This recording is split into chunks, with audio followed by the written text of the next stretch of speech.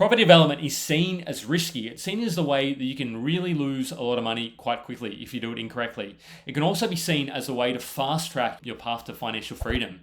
Now, we've in 2026, a lot of people are struggling with serviceability and affordability, being able to build out that portfolio. Developing is one pathway to get into the fast lane and overcome that borrowing capacity challenge that so many investors are struggling with, particularly those that have built a portfolio and may have some assets where you can subdivide.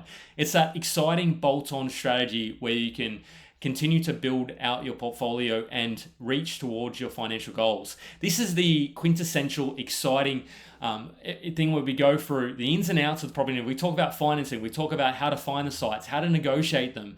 Marci and Ross Versteegh from Gambit Developments are absolutely nailing their developing, and they've come along to show us how we can do it as well, from the mums and dads to the people going to the next level in their property developing. This was an amazing session, one you need to watch if you want to learn how to get into and nail your next developing.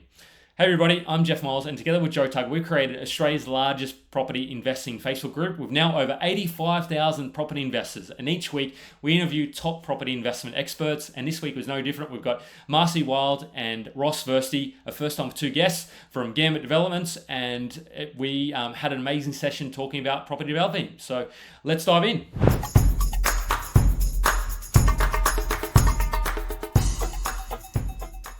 Welcome to Oz Property Investors. We're bringing the big names and we have the big fun. And indeed, let's go. It's a big fun developing session. It is a lot of fun. This is the first time we've had two guests, and we're going to be talking about how to overcome that serviceability, but also about, for those curious about developing to the more advanced strategies, because we have a team with us that is developing many between sort of, I suppose, 1 into 4, so 1 into 50 lot subdivisions. Amazing sort of experience over nearly 20 years with Ross alone. So, guys, how you going, Ross, and how you going, Marci? What's happening, Ross? How you going, Ross? What's happening, man? Oh, he's gone already. Oh, he's frozen. Jeez, okay. Awesome. Jesus Christ. Yeah, he's so excited. So Marci, we'll let Ross fix his internet maybe, but Marci, how you going tonight? What's happening? I'm so happy to be back. Thank you for inviting us. And yes, I can't wait to talk about property as per usual. Yeah, that's right. And we're going to be, I suppose, focusing, because it is a little bit challenging. Interest rates have increased and they've increased again. So there are opportunities certainly in the market. Now, even if you don't necessarily have $1 million borrowing capacity, there are ways which you can develop and can still continue on your property investing. So Ross, you're back. How are you going? I think we lost him again. What's going on, Ross? We lost him again. All right. Well, Ross will come back, but that's okay. Marci, you and he's back. He's good. Yep. Testing. 1, 2, 3. You're back. Sweet. How you going, mate? Aside from having 1980, yeah, I can hear you. You're good. I think. Yeah, good. Yeah, no, I think kids are watching YouTube or something. Who knows? Chewing up on my data. Dial up, mate. It's only they unplugged the cord and they plugged you in. You don't tell them to unplug it. There's only one person on the internet at a time, but that's exactly. Okay, Rob. That's on the phone. Off. Yeah. It's just such high quality. No, it is. I completely agree, Ben. It is amazing. Just wait till you see. So I'm excited for this session. It's going to be amazing. So what I wanted to do before we go any deeper, I want to say this information is general nature, not taking into account your personal needs or objectives. Go and seek your financial advice from your accountant, particularly around tax and all that information. So now they've got that out of the way. So the people, for those people who haven't seen Marci floating around, and I'm surprised you haven't seen her, but also Ross. So you've been in the building, design, and development game for nearly 20 years, and you've delivered over $50 million worth of projects through Gambit Development Group. SA Building Designs used to be, I suppose, headed it up. And Marci moved to Australia 2016. So you're celebrating your 10th year in Australia almost, or this is your 10th year. Come from Colombia, works as a nurse, then a chef due to visa changes. And now, you fast forward a couple of years, you built your own multi-million-dollar property portfolio and developing projects of your own and helping out our very own Level Up Property as well as amazing community manager. So, gee, that's hard, tough introducing two people. But First of all, now That's great. I'm going to go to Ross. How should we're going to start off with how to start off in developing, things to consider.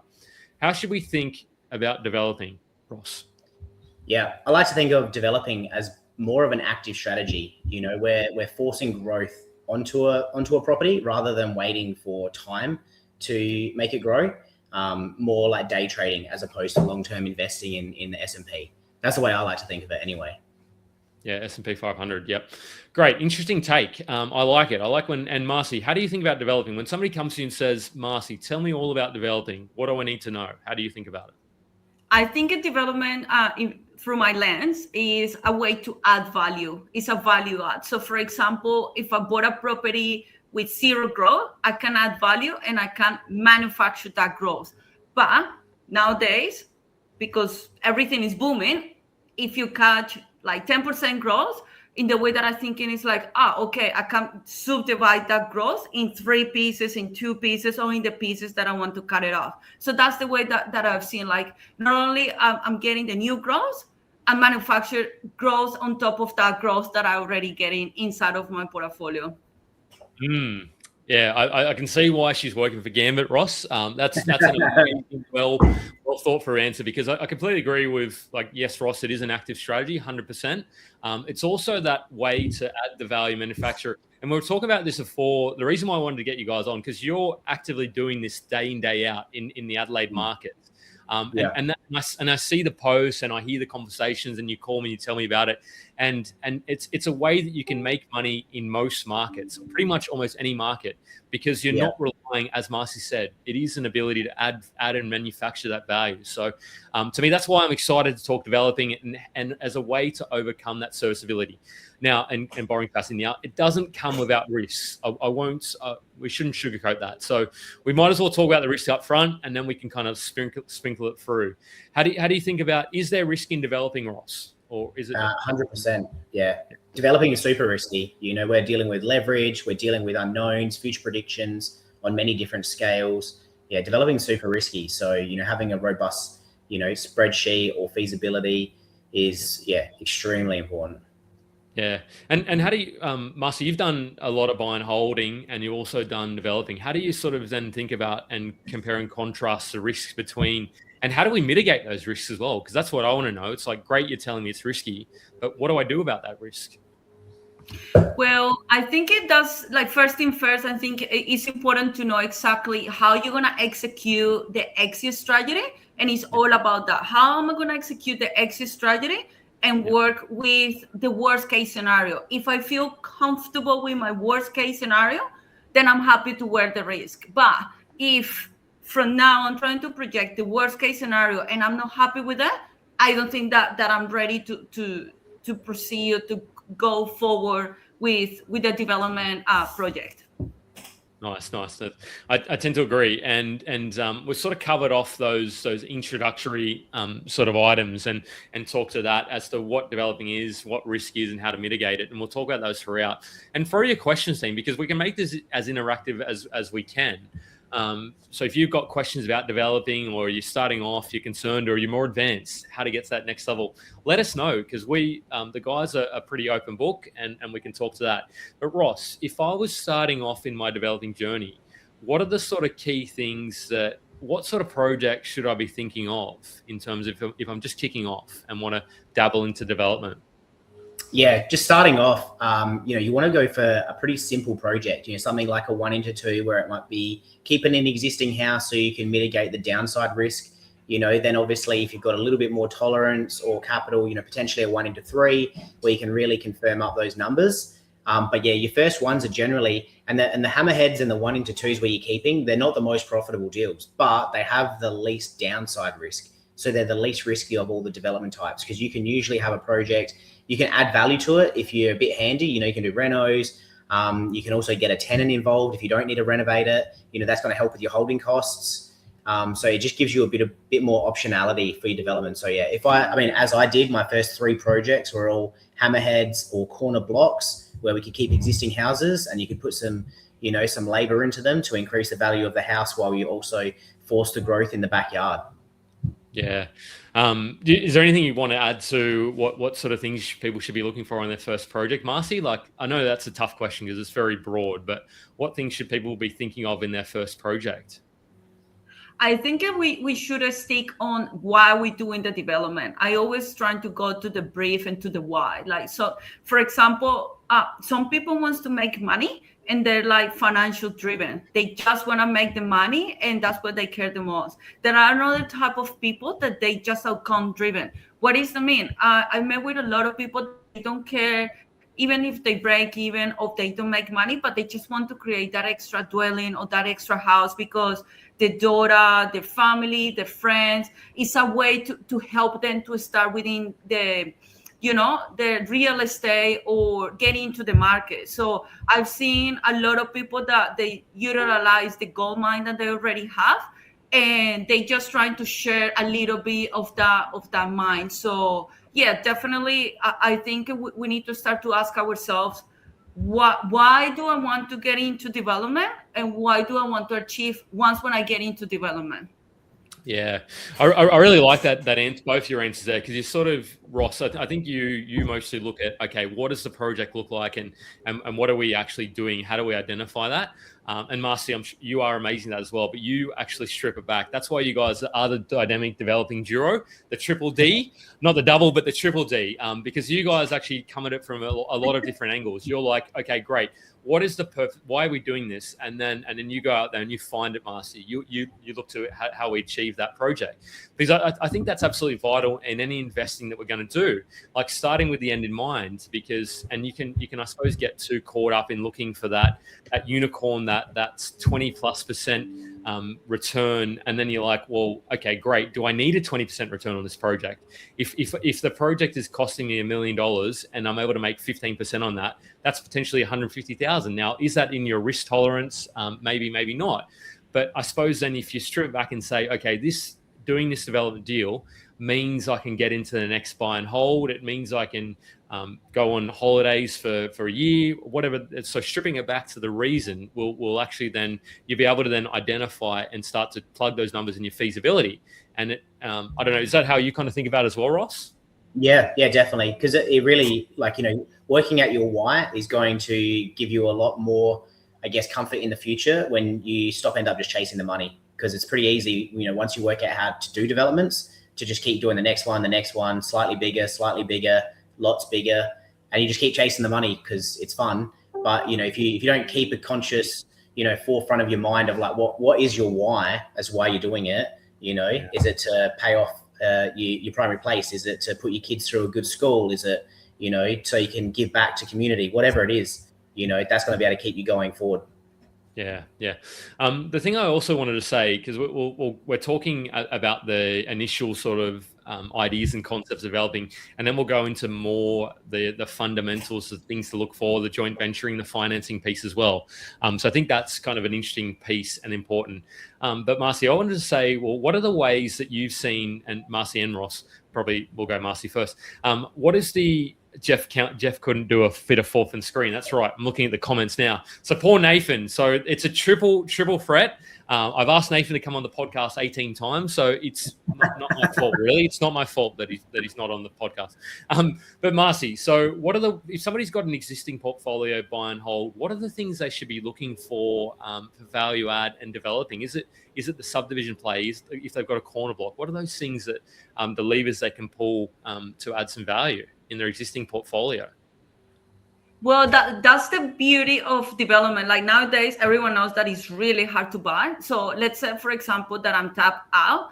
I'm going to start looking at myself and go like, okay, what can I do within my portfolio and within my risk appetite? So Sometimes we buy, in my example, for example, I go a few properties that are a little bit old. They're just about to get into the top of the age, and I can go and rent them and fresh them out, or I can actually supercharge the same property and recharge with the same amount of loan, with the same space, isolated all this craziness in the market to create more wealth with the wealth that I already create. So I think, again, this comes down to the brief. Like, what about if I don't have borrowing capacity? What about if I don't want to buy anymore and I just want to restructure what I got inside? So I think this is the beauty of development. Development has so many avenues that you can touch. It just depends on what you want, your time length, what sort of like active or passive do you want to be. It allows you to actually like create that exit strategy. I don't know if I answered the question. Could I give you a very specific example of the place that I'm living at the moment? The council is quite development friendly. Now, I'm never getting approval to actually develop this block we're on, but the reason I'm not getting approval is not because of council. So hint, hint, nudge, nudge. We're not losing our backyard is the problem there. Not a problem. That's another conversation. But no, so literally there's ways that you can finance if you have enough equity in the deal. There's lenders out there that'll consider the gross realized value or the total development cost. So it's simply plugging those numbers in. And if your block is 600, 700 square meters, if you're in a council development, if you're in a development friendly council that has all the frontage and has the setbacks and has all those things in play, that's potentially one way you can start to look at it. Now, of course, you need to speak to your accountant, understand the tax implications, and you also need to consider that you may be devaluing the front property, of course, to some extent. But yeah, that's potentially just a very straightforward example that you may already be sitting on a gold mine, depending on how long ago. If you bought the property 6 or 12 months ago, maybe not. But you spoke about as well, Ross. I saw in your comments you said zoning changes over time. So tell us an example in Adelaide, like where general neighbourhood probably is that an example of a zoning change that. General. Well, so all of the zones have just recently been changed. About 5 years ago, all the new codes came in. And so there was a lot of them have fallen back down into similar site frontages, similar site areas. But some of them got increased and intensified, especially around local community zones and activity centres, where they got main roads, lots of shops, services, all that sort of stuff. And so, there might be people that sitting in a portfolio like a street or two back from a main sort of shopping district. And they might have thought, we can never subdivide this, especially if they've owned it for, plus 5, 10 years. And now all of a sudden they might be sitting on a 1:2 or a 1:3, and they would have no idea, So, yeah, it's good to relook at these things, not every day, but, periodically. Yeah. And Marci, I'm sure you've seen so many examples of that as well, where you're speaking to people day in, day out. Are you seeing that happen more and more, particularly where people maybe start to downsize as well, or need the option to move? They want to stay in their home, but let's just say you've got a 1,500 square meter block or 1,000 square meter block, you could potentially build 4. And these are some of the ways you can finance it relatively. Look, maybe not for the beginner in developer, but are you seeing stuff like that where you can joint venture with the landowner and then sort of offer them exactly what that person needs? And I suppose you're, if you can finance it, then there's a way to, I suppose, come out there. You see much of that, Marci, down in Adelaide, or maybe not? For sure. And believe it or not, there are a lot of landowners that they see the backyard or that big block as a burden. They go like, I can't maintain this. This is too much for me. I'm actually want a brand new property. I want a small block of land. You know what? I've seen like lately, like people actually don't want to look after like big blocks. You know what I mean? And those ones are the ones that are actually getting like more frenzy, believe it or not. So I think it's the big block of land or the big all of those characteristics that we look after like as an investors. A lot of downsizes and a lot of families that are the small. I'm not saying the big ones.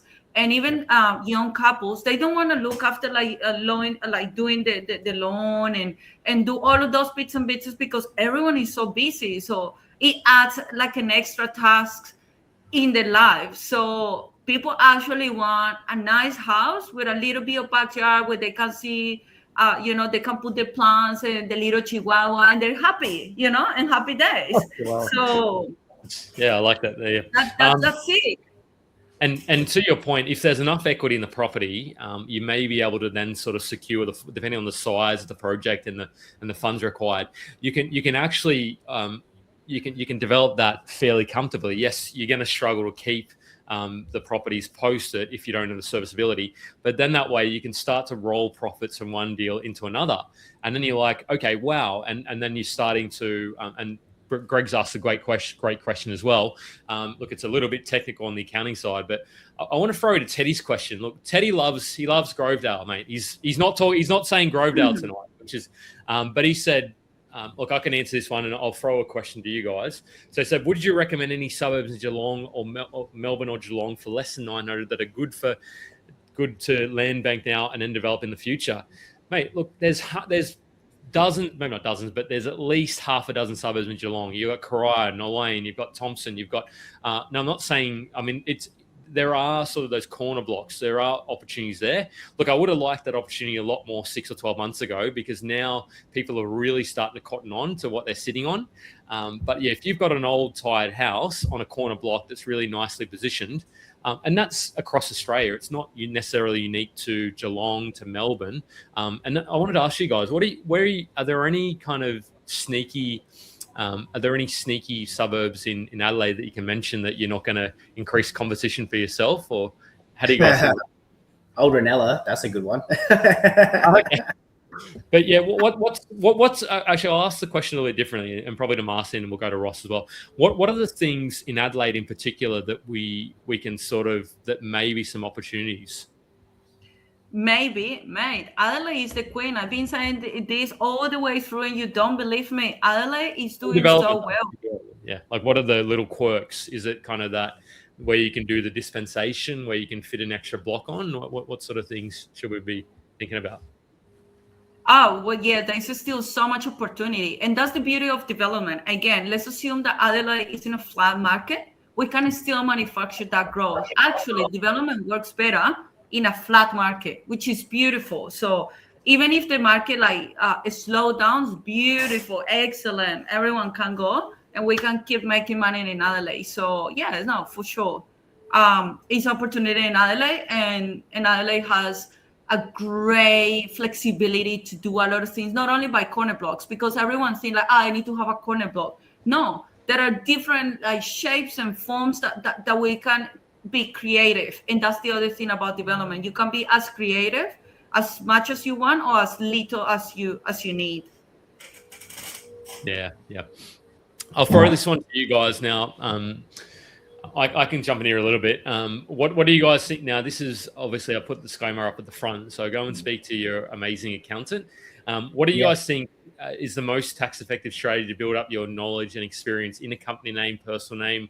What have you found the best vehicle to be? And I can talk to this a little bit as well, but what are your thoughts, Ross? Personal name, without a doubt. Move into it, make it your primary place.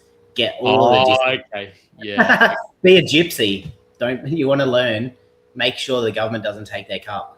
That's the easiest way to make money. Don't flip too much though. You've obviously got limitations of how many times you can do it, but you're never going to get in trouble for doing it once. Just move into it. Yeah. Especially if it's like a corner block or a hammerhead. Yeah. Interesting, because I was thinking about, because there's another way. I'm assuming I'm a PAYG, and that's one avenue for Ross. And I'm thinking about scale. I'm like, but if you're starting, I actually quite like Ross's idea. But then if you've got the company, you've potentially got some greater, particularly if you're joint venturing with somebody. I think that structure can probably is most effective from a flexibility perspective versus personal name, where you don't have that flexibility. And also you can start to distribute the profits out. There's many exciting tax ways to do it. But yeah, I don't mind Ross's idea either. Nothing's more exciting than capital gains free. Yeah. Discount. I want all the discount. All the discount. So, Marci, I'm going to throw this one to you. What are some of the mistakes, or some of the mistakes I see people making is in the FISO? So what are the things, if I'm doing my first development or even my 6th or 7th, what are those things that people make, mistakes they make, and the things they need to be considering? I think adding growth in the deal. You should not consider growth when you're doing a development deal. If your development deal or project doesn't work in today's market, thinking that you're gonna deliver that project or those properties or whatever in the next 12 to 18 months, and you cannot stomach it, and you cannot see that it makes sense, it might be possible that it might not make sense in 18 months. But if the market change and it end up being the upside, great, that's a bonus. But it needs to work in today's market. If it doesn't, then it's not for you. Yeah, I like that. And how do you? I saw you've got some more technical side of things, Ross. That's why, mate, you go straight to the detail. And Marci, you kind of probably reel Ross back and say, "Okay, mate, it's nice you got the detail, but tell us, like, let's do the project though. Does it? Can we make spreadsheets? Yeah. So tell us what are the feasibility? What are the four? So what are some of the things we need to consider in our FISO as well, from your perspective, Ross?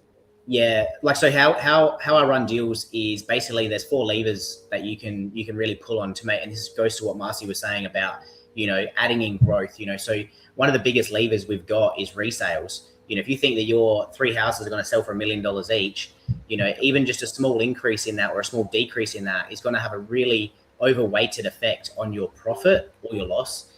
Whereas the purchase price is only a one-off effect, so if you bought that property for $1 million and you paid $1.20 million and you're like, oh, I overpaid by 20,000. If those properties at the end go up by 10,000 each, there's more. It's just, it's not by much, but you can see it's a less of an increase on the back end. And so the problem that I see sometimes is people, they trim down the build prices because, like, oh, maybe we can just, design this a little bit more efficiently and we can take 10 grand off the builds. And then, maybe the market will move just slightly. And because we're building really nice houses, we'll put a 20 grand here, and next thing, none of those things happen and they're back at $0. Yeah. If they're lucky. Yeah, exactly. Yeah. So, I probably have just, I try not to manipulate the spreadsheet too much, to make it work. How do you think about contingency? Do you throw 5% contingency in your projects for, like, overall profit or under profit? Do you sort of think about, like, what do you think about? It's something that, JV partners, TDC loans, GRV loans, most financial institutions are going to want to see that you've got some sort of contingency in there. But everything in your spreadsheet could be have contingency on it. Like, your builds should be 10, 20 grand over what you most recent build price. Your resales should be market median minus a little bit. Everything should be a little bit worse off, because this is why developing works in a flat market, because you can trim all these things down. Yep. You throw in some terms there, GRV and TDC. So GRV is gross realized value, which is, I suppose, the end sales of the project. Correct me if I'm wrong with that terminology. TDC is total development costs, which is how much the project is costing you to develop. They're very key terms for when you're financing and funding it. So keep those in mind. Look, a lot of or some lenders you're at they'll do 80% of the total development cost, or 60% of the gross realized value. The other, and look, every fund is different. So if you're going private funding, they may look at things a little bit differently, maybe a little depending on how much interest they're charging. I want to ask this one to Marci, because this is from Rebecca, and I reckon she's a budding developer. And I love a good budding developer coming on, because I suppose hopefully we can solve the housing crisis through developing. But she says, are you seeing a lot of property owners knowing that their property is subdividable and then wanting a premium with a super simple 1 into 2? How do you find suitable, small, simple things? What's the secret there, Marci? Yeah, that's 100% what people are doing at the moment. Sorry, cut you off, Marci. Yeah, no, that's fine. I was about to say that, like, when I even go, like, landowners to approaching me, and I trying to put a realistic, like, I'm very upfront, and that's the great thing to speak English as a second language. I can play my language, like, my accent, and I just, like, dropping down the expectations that they have. Because since everyone is wants to be a developer, everyone wants to do this. It's like a trend. They just go, all of a sudden my property is like 100 or 150K more just because you can put 3 properties. And I go, but darling, like, I'm so sorry. Like, I'm not buying your land only. My land only, like, who is it going to pay for? Ants? Who is it going to get, like, snakes? They're not paying me rent. So you have to look at the house. Your house is beautiful in your eyes, but in my eyes, it is like falling apart, And then I just brought it back to, mate, we are buying your house. Yes, that it is land to subdivide. But if I do nothing, I'm just buying you a dilapidated house. And that's how I start getting those conversations. And sometimes they go, you know what? If you're not going to pay me that, good luck. And I'm like, yeah, no, good luck to you. I'll see you soon. And then they come back to me. Do you know what I mean? Yeah. Hasta luego. Seriously. Yeah. And then, like, sometimes a month or months after, they just come back with more realistic expectation. And I've seen that, like, over time. And I'm just super upfront. And I just show them, like, even if I'm going to buy these property or these developers are, normally those people that have super high expectations are the one that it has the most constraints. So there is a tree here, there is a slope, there is no sewer connections, there's no water, there's no this, there's no that. And I'm like, I'm just show them why there is no value, because at the end of the day, we need to, I put my investor hat as well, not only my developer hat, because as a developer, you are allowed to overpay a little bit. I don't like to overpay for my fruits. Why would I overpay for a house? Do you know what I mean? And that's something that Ross and I, we sort of had a friction, because he doesn't care as much. I do care, because I'm an investor and I want to make money, and I want to make it now from the purchase price. So yes, I just explain it, work them through, and then if they understand, great. If they don't, on to the next one. That's it. Yeah, I think that, and that's probably the thing that people can get a little bit hung up in. They sort of say, okay, great, this site is going to be a banging 1 into 5, but then you can't buy it at the price, and they just get so stuck on that one project and trying to find ways to make that work, and they massage the numbers and manipulate the numbers, as Ross said, and then they end up overpaying, which is probably one of the biggest sins you could make, because then automatically you're relying upon something else going right. You're behind the 8 ball. There's going to be another deal out there. Developments are probably like buses. There's going to be another one that'll come in an hour, half an hour, whatever time it is. Maybe not as frequently as that. If they are, then maybe your filter is not strong enough. But what I want to say, so Greg's raised some good points. So he said easements, overlays. What sort of, how do you guys think about these challenges with blocks like gum trees? Like, how do you kind of combat that? Do you just not do them, or do you just think, okay, that's a cost, I'll factor into the FISO? What do you guys do with that? Some of those are line items. You can just chuck them in a FISO.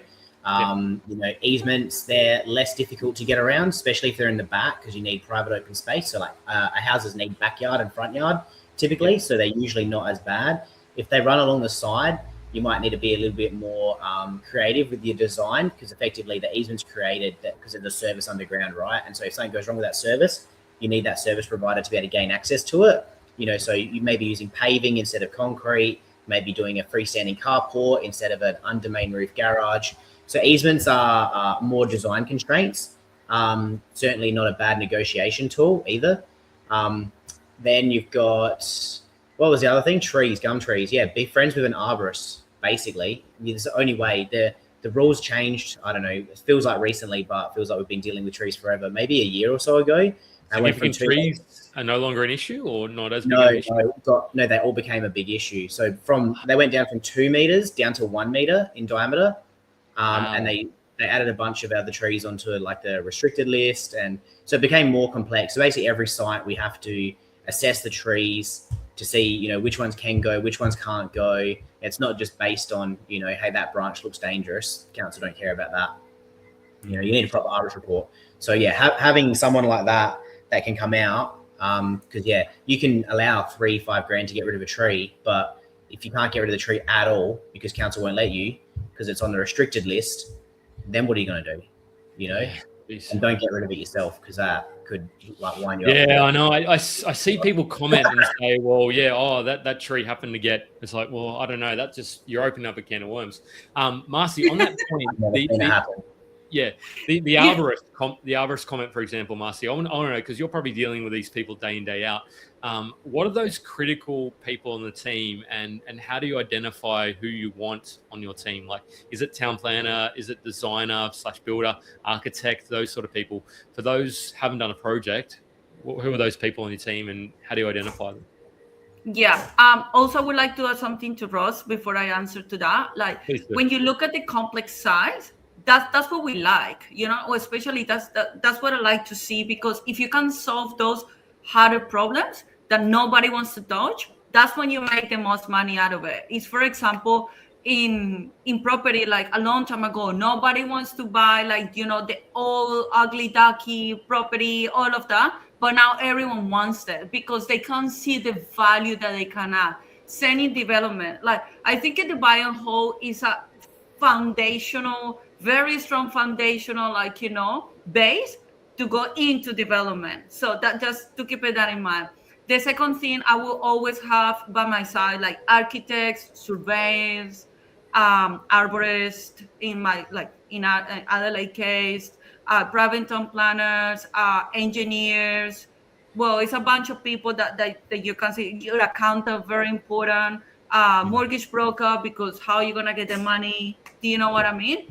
And I would assume, like, I always like to learn from people that already done it. I will choose a developer that actually do it on as a day in, day out, just for me to to understand and to know exactly what's going on, just to teach me. Do you know what I mean? Yeah. Same like with property. When I started as a buy and hold, I just want to know all about those investors that they already done it, what I want to get done, and I just absorb that knowledge and then try to replicate that. So yeah, that's what I would do. Nice. That's a comprehensive list. What I want to talk financing, because I know I love the money. Without the money, you probably can't do the project. So there's a couple of different aspects to, I suppose, the financing piece, and then we're going to go into the advanced. And if you guys are comfortable, now I saw on your socials you posted a site that can we talk to an actual project? Because I want to see if you're comfortable. Don't feel like you need to. Just send me a DM or something, but we've talked about it now. I feel like you might need to. But tell us the financing piece. So how do you address those people when you say that you don't need money to develop? Is that a true or is that a myth? Well, I mean, you can get away with developing for a lot less than what people think. I double checked and you would be able to help with this as well, is like the highest LVR you can get. I know when I first got my house, it was a 97% LVR loan from ANZ. What's a key start in South Australia? Yeah, we had a first homeowners grant, and then who knows? It was just an ANZ loan, and it was. Oh yeah, they do 90%. Yeah, 97%. Yeah, sorry, you go. Yeah, so apparently you can still get it, and you can get LMI. Definitely. And so that's exactly what I did.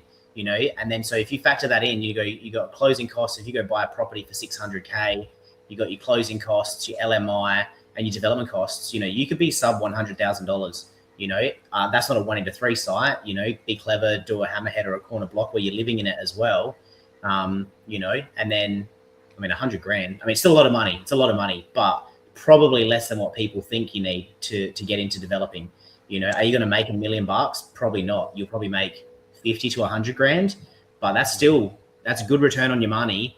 And also a huge amount of experience. I mean, let's say you walked away with just 10 grand after doing that whole development, and it took you 18 months, like it did me for my first one. Like, I mean, who are you going to pay? Who's going to pay you 10 grand and teach you that? Do you know what I mean? People pay 10 grand for a course. At least, and yeah. The thing I like about that is you sort of are saying that even if, like, because there's that whole thing, it's like go and buy multi-million-dollar sites and no money down and all this stuff, and it hits the social media algorithms quite nicely, but you don't actually even need to be that creative or that comfortable in pitching for investors. You need to be really careful when you pitch investors as well, because there are regulations around that. But you can kind of do it. And Marci, how do you think about that no money down thing? Because I want to know, do you think that's achievable, or is that only for the experienced people? I think yes and no. We need to be clear. Like, yes, you might not need your savings money, but you can use your equity money, which means that you might need to have or a property or have some sort of like base to start with. It's not like, magically I don't like $0 and I can't get a property. That's BS, But definitely you need to have a foundation, to some extent. You know what I mean? That's what I think is good. Otherwise, like if I started today and I have 0 properties and I want to get into development, the first thing that I will go is going to a developer and ask him if he has friends where I can put my 30 grand to work. That's what I would do. Do you know what I mean? 30 grand, 10 grand, 15 grand, 5 grand.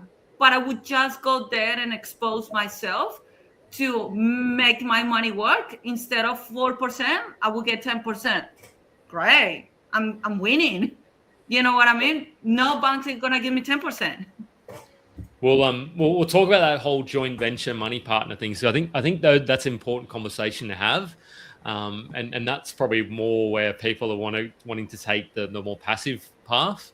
But I wanted to call this comment out from Ricky, and he's written War and Peace there, so I can't fit the whole thing. But he said, "I'm actually so proud of you, Marci, like big brother proud." Ross, I'm also proud of you, Ross, like little brother proud. So not to make it about, yeah, just because you're older than me, mate. But no, this is the comments are absolutely going off. So please, if you want to learn about developing or have a question, because I think that's sort of highlighted. Yes, you can overcome serviceability, borrowing capacity there. And what do you think about those people? Let's go down the joint venture sort of path now. How do you sort of think about, let's just say you can get out 100, 150K, 200K. How do we then, because you're overcoming that serviceability, still getting into a deal. And I want both of your answers on this. Whoever wants to answer first, maybe we'll go to Marci first. But how do you then sort of make sure that person, you have some protection in that deal? Because I don't think there's ever no risk in lending your money out to a money partnership. But how do you think about that anyway?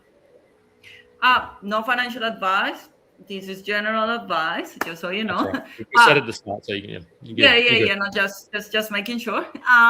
But would definitely, I would look for obviously joint venture, like where a pool of investors can put the money in a trust account. It can be like create an entity and put like that working towards to the project. That's one way. The other way, it will be like give it to, let's say, I'm an investor, I got 100K, but I have 0 borrowing capacity. I will go, hey, Ross, I got 100K, I will give you my money.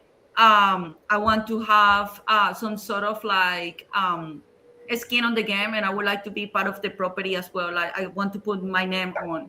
So that will be another way.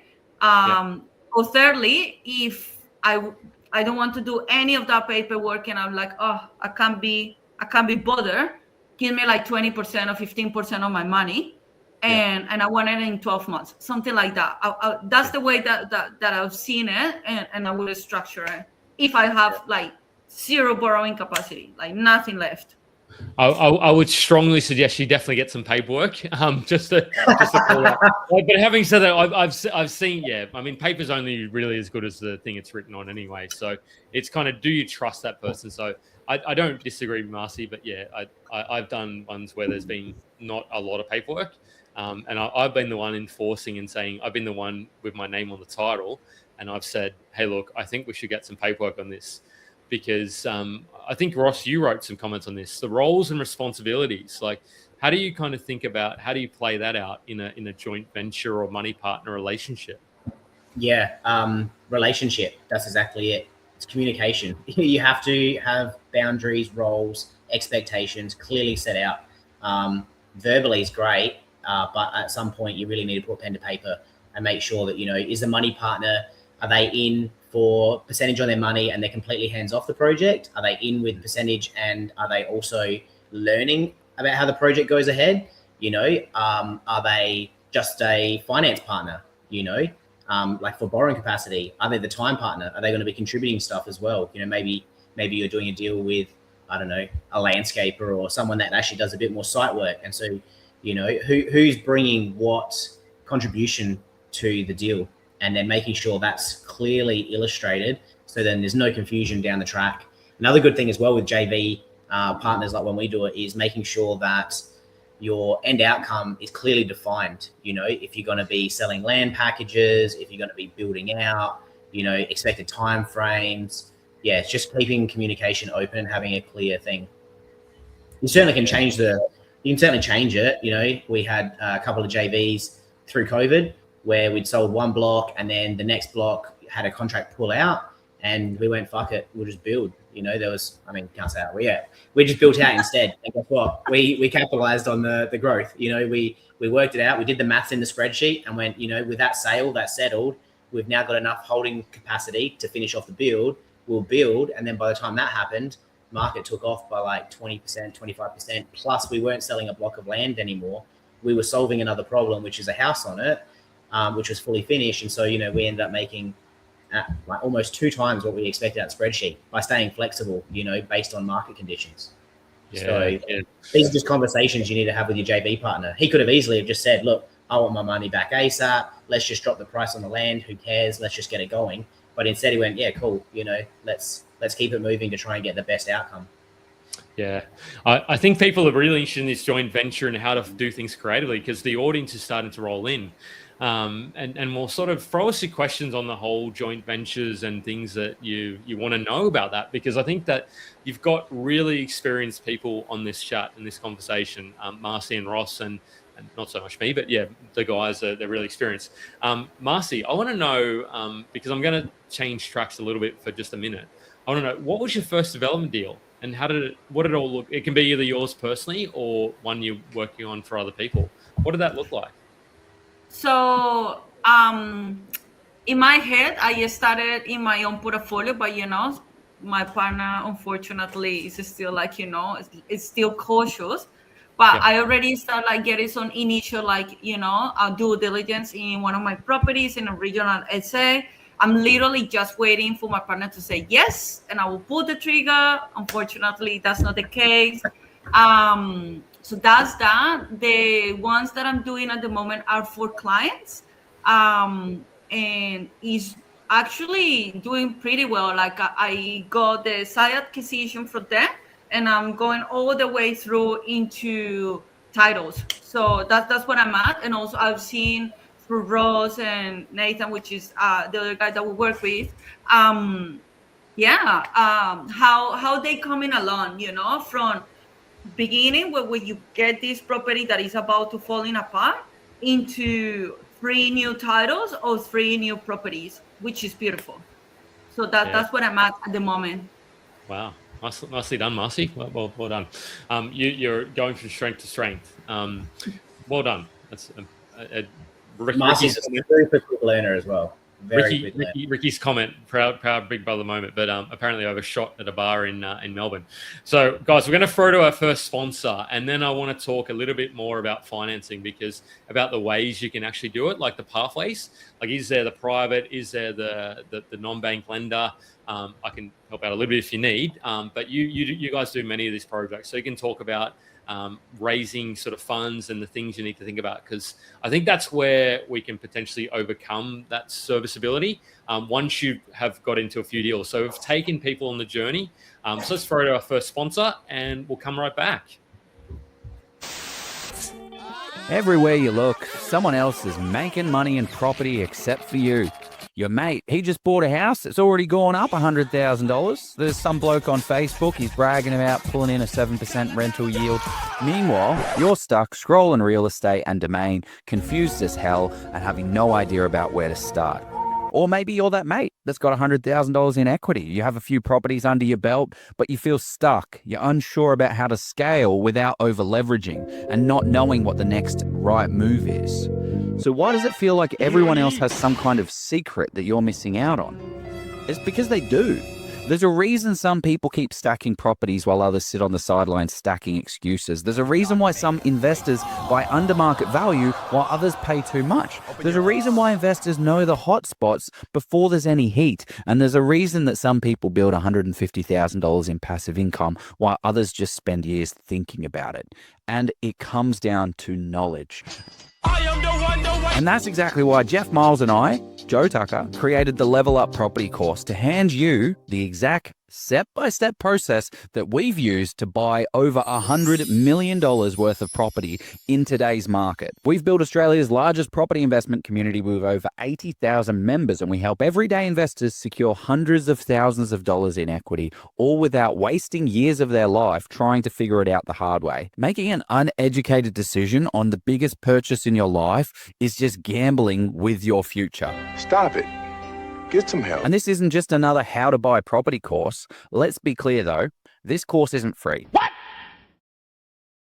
What? And neither should it be. This is our life's work. We've spent over 100 hours each on this course alone. Oh, babe.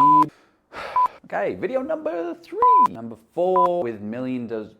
Fuck. Done.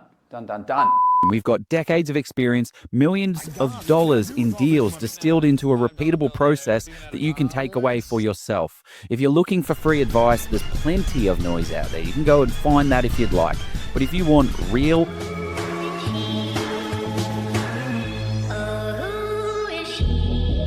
actionable, step-by-step guided process that works in today's market, then this investment is going to change everything for you. By the time that you finish this course, you will have full confidence. You'll have every tool that you need to build an amazing portfolio if you act on it, right?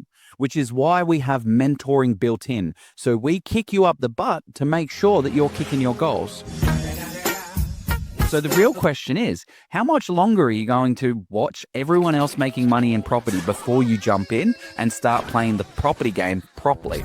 Because the sooner you start, the sooner you start winning. Winning. Here we go. Oh, Marci, we're back. That's right. Sorry, I shouldn't call it. Just checking out how to sign up. No. So I wanted to call out Rebecca's comment. She said, I never thought of that we could also contribute as a money partner with our reno skill set and landscaping. So I think that's potentially an aha move for some people. Now, you really need to vet the people if you're putting some money into the property. So I've seen it go pear-shaped, but that's fine. That's probably, just make sure you're doing all that sort of stuff. What I wanted to sort of say here, and I'd love both of your perspectives, I'm sure you're seeing it day in, day out, the financing path. So if we just outline which paths people can go down how do you guys fund deals? Just keep it as simple as that. Many ways, all of them probably, from our own cash into deals, for JVing with partners, to getting GRV loans, TDC loans, all of those as well. So we go from using our own capital for projects up to raising capital for projects. What and Marci, how are you kind of what's the? I'll ask you a different way. If I want to do something that's really straightforward and simple, what are some of the really simple ways people can do finance the developing? I think the easiest way is literally thinking as you're going to buy and hold a property. Simple as that. Get your deposit, get all the things sorted. Once you're ready, start doing all the approvals, getting all the planning, the documentation, all the extra strategy, like planning from day one when you settle the property, for example, or even before settlement, and then plan all the way through when you're ready. And then I think that's the easiest way and lower risk if you want to put it in that way. Yeah, no, well answered, Marci. That's you're just on point. You're on fire with a lot of these answers tonight, and Ross yourself as well. But I can see the passion because you're just passionate about a lot of things you do. But I suppose that's the if somebody's going down that path and going through getting the sort of plans and the subdivisions, and I know you guys are Adelaide specific, so it's going to be different states, different situations. What sort of costs should we be considering for those? They call them the hard costs of developing. What are we talking 50, 60, 100K to get that? Depends on the site, of course, but generally speaking, Marci or Ross. Yeah, well, presuming you're going to demo the site, I mean, you obviously should be allowing for demolition as well as your hard costs. But a typical 1 into 3 in Adelaide, so around about that 60K just in statutory fees. And then it scales about 15K per block additional to that. And that's all assuming that you're going to demo. Demo, we allow about 20. I think we can get them anywhere from 14 all the way up to 30. Depends how much asbestos, how much shit they've got in the back shed, all of that stuff. But they're your typical hard costs. So sub 100 for a 1 into 3. Yeah. Okay. Nice one. Is there anything else, Marci and or Ross, probably Marci, jump in if you want, that we need to be thinking about when we're financing our deal that's different from a classic buy and hold? Do you want to answer, Ross? What's Oh, that? you go, What- Marci, you reckon? Yeah. Okay. What are the things we need to be thinking about that are different from a classic buy and hold sort of property with developing? So the beauty, for example, what I found out in Adelaide, let's talk about Adelaide, is like, let's assume that I already got a property in Adelaide and I get all the approvals all the way through until I need to knock it down, my property or demo. I got the ability to go like, you know what? I don't feel like knocking down that property. I can hold all in the conditional approval, in those documentations, and I actually ask council like, hey, can you give me some time? And then it can get up to 1 or 2 years where you can hold on of that, and then you can get all your financials sorted, get it ready, maybe baked in a little bit more equity. Let's assume that it's super flat. Maybe now you're ready and start to getting ready to start talking with brokers saying like, hey, how can I fully finance those builds if that's my exit strategy, for example. So I think that's a little bit like a mixture between buying and hold plus development, and that's super less lower risk because you're already adding in the market, and also less capital intensive when it comes to execute the development part of it. So are we talking about there where you get the DA development application approved and then you don't have to necessarily knock it down? You're just like sitting on the DA. Is that what we're talking about there? Yes. Yeah, I mean that's actually, I hadn't necessarily thought about it, because I'm like if I get the approval, I'm going ahead with it, but I'm like, okay, cool now.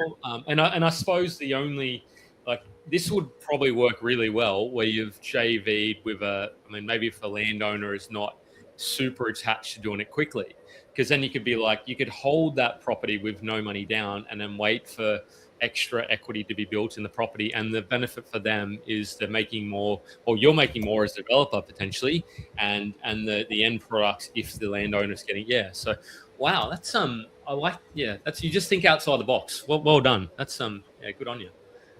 The things I'll throw in there is that whilst you can sort of, generally speaking, you may be able to capitalize the interest. Not always, but if you ask nicely and if the deal stacks up really well, you can capitalize that sort of along the way. So it means your holding costs are minimized. You can't always do that, but look, if you can, I certainly would consider it. Of course, you've got to pay at some stage interest only, and you're not necessarily drawing down the whole funds at day dot. You draw it down if you're building out, that is, of course. So I think that's some of the really interesting sort of paths about it. And you just need to consider these little idiosyncrasies when you're doing that development finance. So it's a little bit different from a traditional, you go to a bank, you get the loan approved, you draw down the whole $600,000 loan on a $700,000 purchase, for example. So that can actually be a bit of a benefit potentially as well, because it can help with holding costs if you're haven't thought through that. Option call, Greg's thinking about the way. So it's not an option, Greg. It's where you get the approval. Because do you guys? Let's talk to options. Like, do you guys do many options on sites, or do you largely just purchase? I mean, we contract sites, upwards of 1 year, 18 months out. They're not there. That's like an option in a way, although we are contracted to buy it in the end. So, it just gives us a lot more time to be able to get the project more financially stable, especially if we're going to be raising money from other investors. It's good to be able to have a lot of the, council documentations ticked off. Finance, obviously, they're going to want to see a lot of those council docs, designs, civils, all that. So, not necessarily an option. I mean, I know people can make good money out of options. I don't know. I've just never really got into it. I like doing the projects overall. And Marci, when I'm negotiating with a vendor on like a long settlement, like an 18, 21 month settlement, how do you then sort of go about that process? Because I'm like, if I'm an owner, I'm like, I just want my money. I want to move on my life. Give it to me in 3 months or 2 months, like the standard 42-day settlement. How do you kind of then go into that conversation and come across to their side? I think people forget, and sometimes even myself, that real estate are not properties. We're dealing with humans, and we are dealing with people that we need to exchange contract is a way of service. So I'm providing them a service, they're providing me a service. So I need something that they want from me and other way around. So I think the most important way for me to negotiate those loan settlements and get a good price, I don't like to overpay, get loan settlements and get it all of those nice things to have, is to understand exactly why they're coming from. I'm not saying that all the sites that I go are going to be 18 or 12 or 6 month settlement, but the majority of them I'm able to get it through because I'm able to understand what they're coming from and how can I solve that problem. And if I can solve the problem in a way that they feel comfortable, that I mitigate the risks, and also they feel that I'm being fair with them, trust me, people are going to work with you. So I think that's important to be aware for everyone that is trying to buy a property, whether it's a development or flipping or whatever, is trying to understand that you're dealing with humans. At the end of the day, this is a human game, and that's it. And that's the way that I do it, I think. Yeah, simple. Yeah. That's exactly right. It is an emotional thing for a lot of the sellers. They're not other developers selling. We don't buy end products. We're not buying a brand new 321. We're buying an old 311 on a 900 block. The person that owned that could have lived there their entire life. They might have built that house, had kids and all that go through that house. And now, they're looking at the later stage of their life and they're either looking to downsize or move into a retirement village. And sometimes they don't want the time pressure of, a 30-day settlement. They've got literally 40 years, 50 years of decluttering to do, so having that longer settlement is sometimes more opportunistic for them. Obviously it works well for us too, but it's about, like Marce said, about making a deal that works for both parties. Yeah, well said, guys. Well said. I'm going to throw this because we're going to talk about, I suppose, a little bit more advanced, or just once you've done your first couple of deals. And maybe this is a Marci question initially, and then I'm interested to hear Ross as well. But how can you learn about those bigger deals without exposing yourself to a lot of risk? How did you get working for Ross as well, Marci? How did that look like? So do you want Ross to start it? No, you go, because I think that you've experienced this probably more recently than what Ross has, and Ross has got great experience, but you're like very recently just transitioned into developing. So how did you kind of get into that sort of space and start doing the bigger deals? Like, was it simply going and buying Ross coffee and annoying him and picking his brain? I hate that term, but or was it something else? Did you go away and learn something and demonstrate that you had the knowledge? Like, how did you? Well, before I started in the company, I think it is super important, like, that I used to rocked up in their office and I'm like, I just want to learn. And that's the way, I start to marry and I used to drive an hour. In Adelaide, that's not normal. In Adelaide, you drive 20 minutes, that stopped. No, more than that is too far away. Do you know what I mean? So driving an hour, I think I showed him how much I wanted to learn. And they start open up the books with the knowledge, because, it is a big knowledge.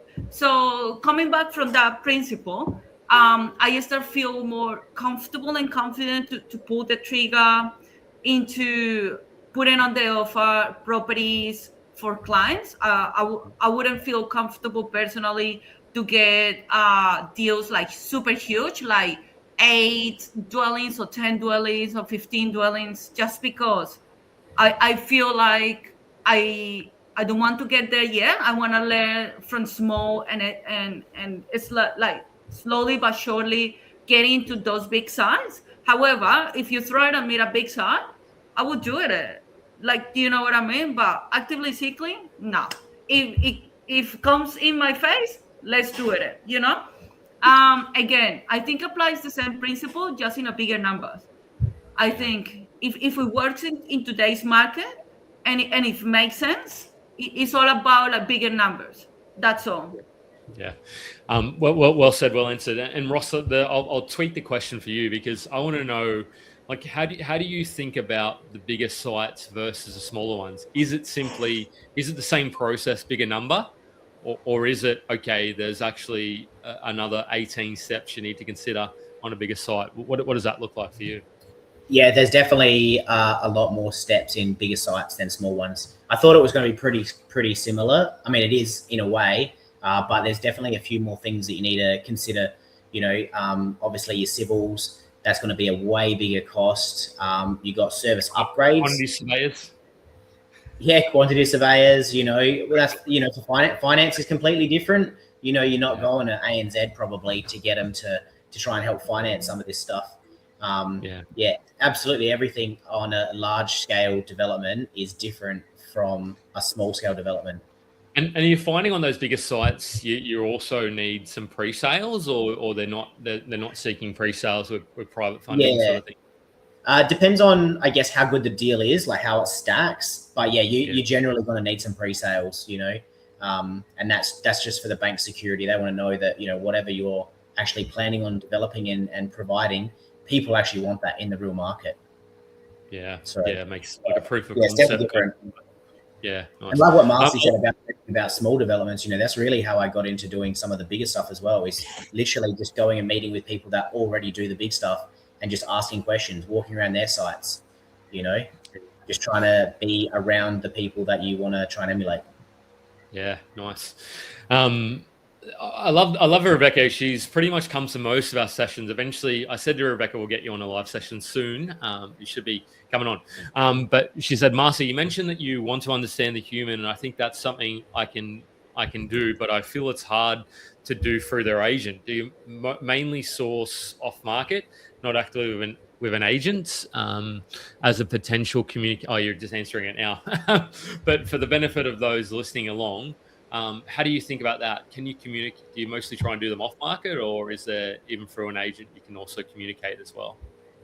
The majority of the properties, like let's say 10, like 8 or 7 out of 10 are off market. But again, regardless whether it's on real estate or domain, off market, whatever, I'm not talking with realestate.com. I'm talking with the agent. Do you know what I mean? And sometimes, very rarely, but sometimes they come to me. The landowners, they're coming to me like directly when they cut it off the real estate agents. So they go, I don't like this person. He's being like terrible. What about if you and me both, we make a deal? And I'm like, sure, let's make a deal. And like, you know what I mean? I think that relationships with humans are the biggest leverage. Because again, in the era of AI and communication and technology, people are going to feel more in touch with humans rather than technology. We're gonna have this big swing where everyone wants to go into this wavelength, whether we're trying to be efficient and all of that, but at some point we are humans, and we're trying to connect with our tribes, which are humanity, and I think if you start building those relationships, it's hard. Even when you got a partner, you have to know them. You have to get along with them. You have to stand them in the good days, in the bad days. It's exactly the same in real estate, and sometimes you're stuck with them for life. So it is what it is. Stuck with them for life? Oh, jeez. Marci, I know. I'm making it sound so bad, I think for life can be a beautiful thing. It is a beautiful thing. However, the point that I want to make is, yes, it's the same. When you are getting into that dating part of it with your partner, you are getting into that dating sort of relationship with those agents, with brokers, and with all of those people that you're dealing with, even with another developers, even with buyers agents, etc., etc., etc. Do you know what I mean? So I think the highest leverage is in relationships, definitely. Yeah, because they can be hard to build, but very quick to destroy. Unfortunately, trust can be hard to gain, but very quick to be destroyed. Said another way. I love the Guru, mate. You come along and you support us, and you're very open. And just on that, Joe will be back in a couple of weeks as well, by the way, guys. You're probably wondering, why is Jeff doing this by himself? We've got some really good guest co-hosts coming on as well. But Guru has asked, being a newbie in private debt credit investment, how much of this lending for development is sourced from private credit? I like this question from Guru for you guys. I mean, I don't know how much we get.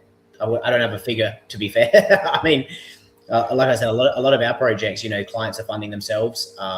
and that sounds like you maybe could speak more to that. No, it's just I was saying like put a bit of a finger in the air, like which kind of put a bit of some like a guesstimate, Ross.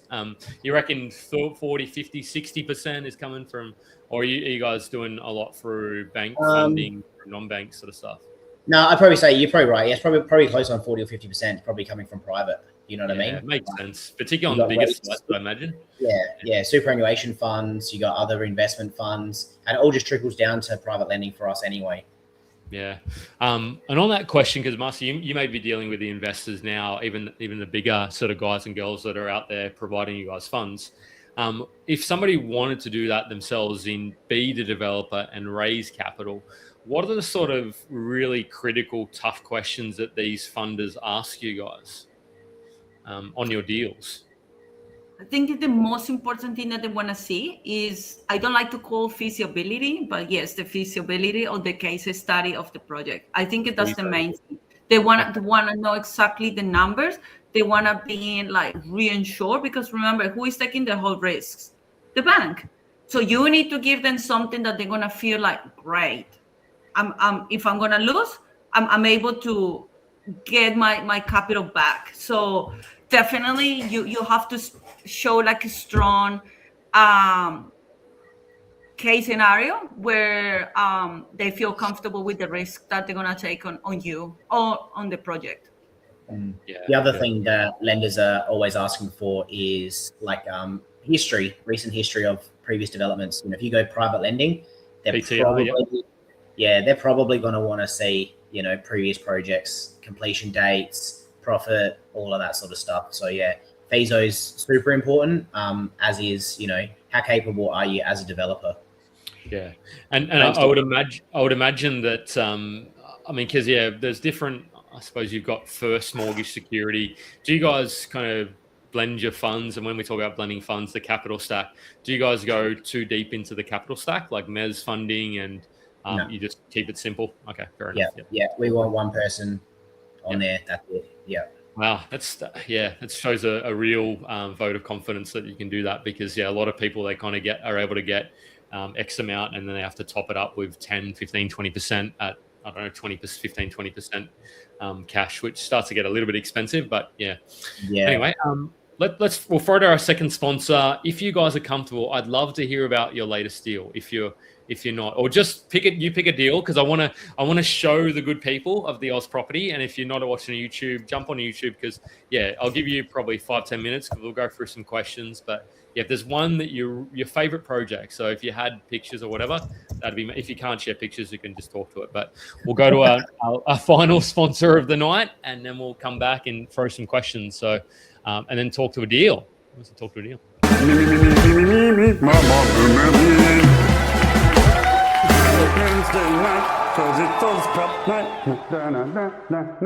Oh, Jeff, I wish there was 3 investing books that covered everything property. Oh, Joe, there is. Steve has 3 books now. That I do, guys. I've got 3 books now. You probably don't even have to follow this group anymore. Just kidding. You want to keep seeing and hearing from me, of course, so stay involved. But in all seriousness, if you want to get the full picture of investing, residential, commercial, and development, these 3 books have you covered for the fundamentals. For OzProp members, here's the best part. I'm giving these books to you for free. Just cover the postage and I'll send them right to your door. Go to policyproperty.com or click the link below and get your copies today. You can also get all my spreadsheets, checklists, and resources free on my website. Happy reading, gang.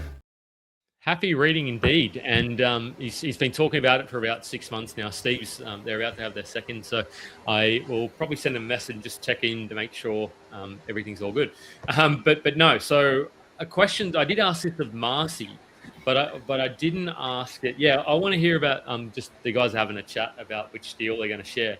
I want to know one that you have. Old Brunello, I've heard about it 20 times, so the crew haven't heard about it. But I want to know, Ross, I didn't ask this because I kind of probably know. How did you get started in developing, and what did that look like? I was a building designer. Yeah. So that's how I got started.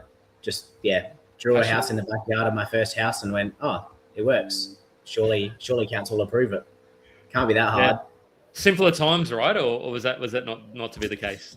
I mean, I look back, it was pretty risky, realistically. I literally chopped my backyard off. Well, thinking I could chop it off, getting rid of sheds, doing all the other things, turning it into like literally just a bowl of dirt, hoping that I'd get an approval. Just plowing, literally. So, yeah, worst case scenario, I would have ended up, with a house with no backyard and a small amount of money left over. But you didn't overthink it too much. You just said, hey, okay, here's how we do it. Like and that can often be the thing that gets in a lot of people's ways, including myself. Like you just think you think, oh, the FISO needs an extra 18 different line items to make sure I've covered everything. And it's like, well, there's going to be something that'll pop up in it. And that's a question probably for Marci, because you're both really good problem solvers. I think you in particular. How do you guys, when something goes wrong in a development, because something probably will inevitably go wrong, how do you solve that problem? Or how do you think about that problem? Is it money, or is it, how do we solve that problem, Marci? Actually, we got a development project for a client that it can get surprises. You know what I mean? I'm not super in touch with that case because it is so messy. It is so messy, but it's so great to see how messy, how hard it was. And it's like when you have those Christmas lights that nobody wants to touch, and you're like, oh my gosh, now I need to put it up like that, literally. So the beauty of how we overcome that, it was because it got an easement that council didn't have it on the records. It did not show up on the titles, and voila! All of a sudden, it was a private town planner. Is that right, Ross? Yeah. It was a private town planner. Halfway through, the client already bought 2 properties, and voila, surprise, you got an easement in the middle of the big backyard, and we are like, great, what a nightmare. Fast forward, because we are so conservative on the feasibility, normally we allow, let's say, 18 months, but technically that project is meant to take 12. Even though with this nasty surprise that adds in holding costs and all of that, we're still on track just because of the spreadsheet and the feasibility. And obviously, this is when it's important to know who your team are and how your team, it can be super helpful in this case. Like the architect, he was able to tweak the designs. Obviously, Ross had experience and go like, oh, sugar, I've been here before. I know now that I have to check this out.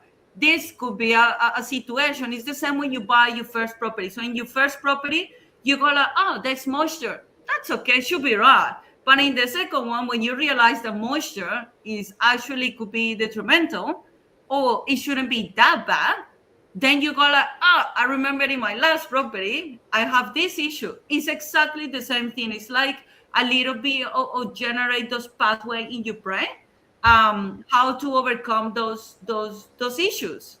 That's investment. You know what I mean? That's the nature of invest. Yeah, exactly. Yeah, that's I mean, I'm just captivated by how you sort of went through and problem solved that, and I suppose no 2 problems are probably the same. So yeah. So what we're gonna there's probably heaps. So keep throwing your questions, team, if you want to know about how to develop, how to fund your develop. But we're gonna do a bit of a case study live. Not a role play, because we don't necessarily always do role plays all that well here on the show. For those who know. Yeah, we've once did a negotiation. But Ross or Marci, tell us about which deal and when it was. Tell us the detail. You want to share your screen, or you want to talk through it? Yeah. Well, should we go over that one that Marci was talking about? That's pretty close to the end now. Yeah. Oh, Ranella, or which one are we? Fairly dry, I think. Yeah, that's amazing. I love that case. It was like those Christmas lights in a bowl, and you try to strain it up. It is amazing. Like, no, Ross, you have to talk about that one. Come on. Okay, let's talk about it. I'll see if I'm I'm too old, as Jeff mentioned, so I don't know how I'm going to go sharing a screen. No, mate, you're still a youngster, mate. You're a youngin. Whilst Ross is sorting out, look, it's exactly like what I'd be doing. So I should have pre-prepped you with this, and I kind of But what I wanted. What I wanted to say, what I'll ask Marci and Ross, this will be a Marci only question. So you focus, mate. Can't do two things at once. But what is the most important thing that you consider, Marci, when joint venturing? I think it'd be super clear on what the roles are in each of the JVs. Have and obviously the outcome, the worst case scenario and best case scenario, to talk about that. I think as a JV, if you can present to them and they feel comfortable with best case scenario, and even let's say that you promise, let's say that you and me both, we are JV, and I tell you like, hey, Jeff, we're gonna go between 12 to 18 months, but we have a possibility to go up to 24. Do you feel okay? In the middle of, like, you can't pull out in the middle of that. And then you go, yes, I'm okay. And then she touched the fan, and then it's like, here we go. Remember what we just started? Now it's time. This is what we're gonna do. So again, I think everything, it comes back to communication. You actually need to communicate so clearly and write it down that when things happen, you don't need to make the decision on the spot and on the feelings. It's already been written and make the decision for you from the past. Get it up front. Yeah. Ross, am I sharing the screen? Are we all good to? We're not sharing anything that's private. If I hit this up. No, that's just Sapper. That should be fine. Lovely. All right. Hopefully my graphics card can handle it. Oh, graphics card. Okay. Because we are sharing. Yeah. All right. Where are we? I think we're looking at your at a different screen, or we've got the StreamYard that's showing. So you can see Happy Valley. I mean, you can see my Sapper site. No. Yeah. So we've got had the StreamYard on. On that as well. So Ross, you got to either got to do whole screen, or you've got to do a particular tab when you hit share. So you might need to unshare and reshare. What are the how should you decide, Marci, if you should joint venture or what, and why shouldn't somebody joint venture as well? I think if you don't have a high risk appetite for the downside of things like that, I don't think that you should have done that joint venture, and then you should try to get a little bit of experience yourself instead of join with someone else if you are not able to stomach what it takes to manage your emotions as well as other people's emotions. So yes, and I don't think as a first deal, personally, you should do joint venture to start with. I think you should learn first how to feel the pressure of doing development and work from there. Do I want to share these feelings with someone else? Great. If not, just keep it to yourself. Yeah. I dived in and did a couple of JVs pretty early, but don't listen to me. I'm the exception. I'm the guy who's like, yeah, let's go. I'm actually, but yeah, Ross, what are you looking at? We're looking at Woods Follow in Adelaide. Yeah. So this was a block. That's not the actual address, but got me to the place. But basically, so this was a division where we bought a corner block for a client, and simple 1-into-2 division, and then the one next door popped up, which was fantastic. So we turned what was going to be a 1-into-2 keeping into a 2-into-5. And as Marci mentioned, there was an easement actually ran right down the side of this property just here. And actually, as you can see now, this guy's boundary was actually 700 mil inside our property as well. So we found that out when the property got pegged. So he wasn't super stoked to lose a lot of his yard. Yes, that's 700 70 centimeters, I think. It's a lot. It's not a small amount. So anything like around anywhere 5 centimeters is usually pretty acceptable, tolerable. 50 mil. I've not seen 700 mil before. That's quite a miscalculation when they were doing the boundaries. Well, most likely whoever from this guy, I would imagine, or this guy, whoever built their fence first, decided to be a bit sneaky. I don't know. They just didn't build it in the right spot. Who knows? Yeah, yeah. So you were able to acquire a second site beside it. How did you go about getting the second site? Did it come on market or? No, off market, as Marci mentioned. Chatting with the agents, becoming friends with them, working out what everyone wants. Got us access to the adjacent site. He was an older man. I think he was looking to move into a retirement home or a more flat place. And so it just worked out that, the timing was good for us to be able to acquire this one as well and then combine the whole lot together. So we got to get that separate house, separate that, do a small reno. It was a newish house, maybe built in the late 80s, 90s, but still needed a little bit of like maintenance, just a bit dilapidated. And then we'll get 4 new houses on here on the back. Wow. Jeez. What sort of land size did you guys was there anyway on that property to be able to build 4? So it should be about 1,000 square meters or thereabouts. Let me just quickly measure it. Pretty good. So 250 roughly per. 250, yeah. So we got 996.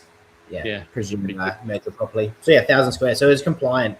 But this wasn't without its challenges, as Marci said. There was an easement that was found here. There was an easement already at the back, which we did know of. Yep. You can see this shadow here is a light pole. So that was interfering in a potential driveway location. Yeah. And so council were pretty adamant. They wanted us to relocate the light pole at 30 grand.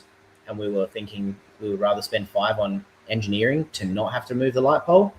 Yep. So, back and forth with the traffic engineer and the designer to get effectively the driveway that's currently being used to be used again, effectively is what the outcome was.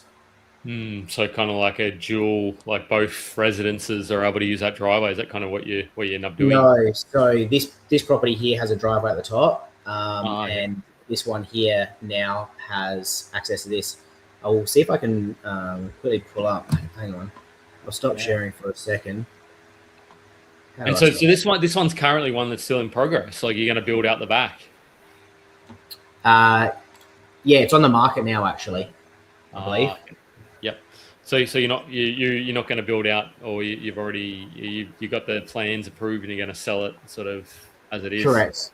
Yeah, house and land packages.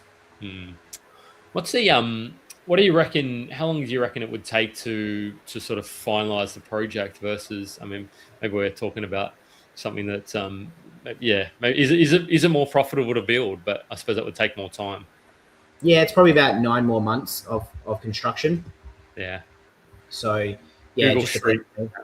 Yeah, Greg's saying go to Google Street, but then we're potentially sharing addresses, which I don't know whether. I mean, you might have shared it anyway. But yeah, that's really interesting, and I suppose it's kind of the velocity of money. Like Marci, how do you think about? Because I know Ross loves building out. He's always talking about if he can build out. How do you think about that velocity of money though? If you can kind of get out with selling them as house and lands, what do you? I think again, is one to see what is your risk appetite, how much money do you have, and in which market is your development outcome. For example, in Adelaide, we find out that half of the population, they want to actually create or have that sentiment of create their own house. So they prefer to buy house and land package. You know what I mean? Where there is another side of Adelaide, they just want to see something built up. They can't handle that emotional constraint. So they're happy to pay premium if the house is already built up. So I think it's important to understand which market are you, capital intensity, and also your risk appetite. Once when you have all of that, then you will be able to assess, okay, I'm happy with this X velocity on my money. Or no, actually, I'm happy to wait. Yeah, yep. Yeah, these aren't high-end houses. If we were selling high-end houses, then I would imagine you're definitely going to want to be, having them constructed, as opposed to sort of low, I wouldn't say low spec houses, sort of mid-range, sort of people, downsizers, first home buyers, potential investors, etc. They're happy to sort of have that selection, choose what tiles they want in the bathroom and choose what kitchen bench they want, and do all that sort of stuff, as opposed to that fully big finished gigantic house. Yeah, exactly, the premium one. Guys, I want to know from both of you now. Marci, might be a bit hard because you only started fairly recently, but what would you do differently around your developing if you would start again? Would you do anything different, Ross, or would that lead you to? Yeah, I would get more money sooner. I wouldn't worry about borrowing capacity. Yeah. How would you? So hypothetically, how would you go about getting? Would you raise funds, or would you? I would have leveraged harder. I mean, I went. Yeah, there was a few things actually, and one of our maybe clients really raised that for me, that I was minimizing my tax obligations. When I first started business, because you want to save tax best possible, but then you hurt your borrowing capacity by lowering your tax. Because then you've got less income. And, even just more recently, got a few different businesses now, and I'm still in that old school mindset of, getting all my taxes done when the accountant says, towards the end of the window that we're allowed to do them. But then, now I'm rushing to get stuff done, and I'm going to end up with private finance instead of major finance because, I've got entities that still don't have any returns for them yet, or there's still some bits and pieces that are outstanding. So I'm going to be paying like $5 or $6 grand to get private funding for a new project, all because I didn't do my my accountant stuff earlier. So yeah, I would raise more leverage sooner and pay myself better starting off. Don't try and minimize tax so much. Just pay it. Yeah, it's pretty sage. Marci, well, is there any? Because I just don't think you would ever have any kind of things that you feel are mistakes. Like for you, it's kind of like all part of the process, probably. But I'm assuming now. What do you think about? Is there anything you do differently about your developing? Would you have started sooner as well, or? I would start sooner, of course. I was like, oh my gosh, why didn't I think about this before? Assuming that I cannot buy any more properties, I'm like, now I can keep going within my portfolio. Do you know what I mean? If I cannot get any more properties at all in all Australia, what I'm going to do is like recycle my properties and now create more properties inside of my properties. So the only regret that I got is why didn't I start before? Like, why did I do that? But, it's part of the process.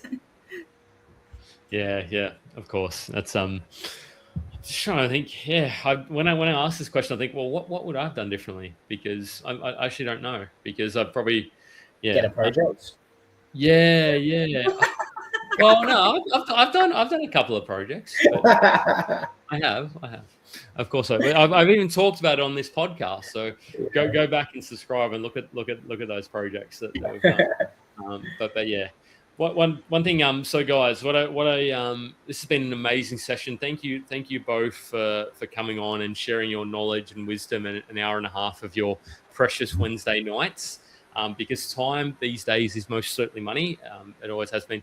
But what are the best ways that we can get more of Ross and more of Marci in our lives? What's the best place to check you out? Yeah, check out our socials. And Marci's been doing a great job on that, as well as our website. That's where you get best contact with us. If you want to know more. Yeah, blogs coming out soon.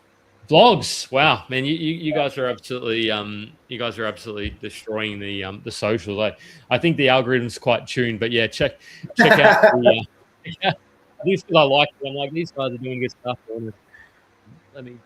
want to give you guys and Marci, I want to know what are the questions that we should have asked about developing that I didn't. I think. We covered a lot, didn't we? Yes, I think the main one, it wouldn't be why development would not work. Why it wouldn't work if this is like so shiny. Yeah. Why a lot of people are not doing it? Do you know what I mean? So I think that's the only question that Yeah, it's a good point. Yeah, because I'm kind of like, well, it's going to work. But yeah, no, that's a good point. While we're on that, might as well finish off. I know I sort of, because I'm just getting people to, what are the things that don't work in developing? Like, why are those? What are those extra things that we should be considering, or just crash the deal? Is it mostly the numbers, or is it the complexity of the sites? Like, what are the key things that mean we shouldn't do a development deal, or things that don't work? Yeah, I think just being too overconfident with your resales and build costs. Do you know what I mean? They're huge levers in the spreadsheet. I know I mentioned it before, but it's they have such an unweighted, effect on the outcome. That's the main thing, right?